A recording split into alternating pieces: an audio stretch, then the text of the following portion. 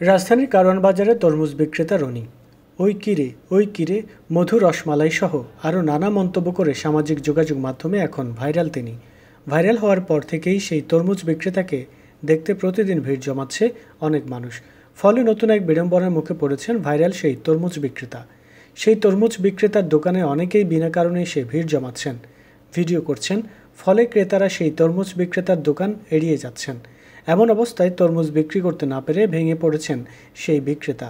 প্রায় 1.5 লাখ টাকার তরমুজ বিক্রি করতে না পেরে আত্মহত্যার হুমকি দিয়েছেন তিনি। রোববার এক ভিডিওতে রনি বলেন, আমারে এরকম বিরক্ত করলে আমি গলায় ছুরি দিমু, নয়তো 24 তলা থেকে পড়ে আত্মহত্যা করবো ভাই। আমার 1.5 লাখ টাকার মাল পৌঁছে যাচ্ছে, আমি বিক্রি করতে পারতেছি না। এ সময় কান্নাজড়িত কণ্ঠে অনুরোধ জানিয়ে রনি বলেন, আমারে বিরক্ত করবেন না ভাই।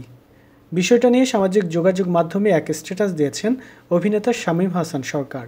তিনি লিখেছেন, তরমুজ ব্যবসায়ীকে দিয়ে সবাই ফেসবুক বা নিজের ব্র্যান্ডিং করে ডলার কামাইলো। অপরদিকে ওই তরমুজ ব্যবসায়ী নিজের তরমুজ বিক্রি করতে না পেরে কাঁদছে।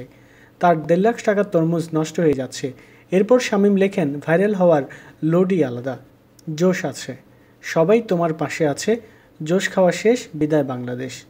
লোকটার জন্য মায়াই লাগতেছে। ওই কিরে, ব্যবসা করতে দেন ওনারে।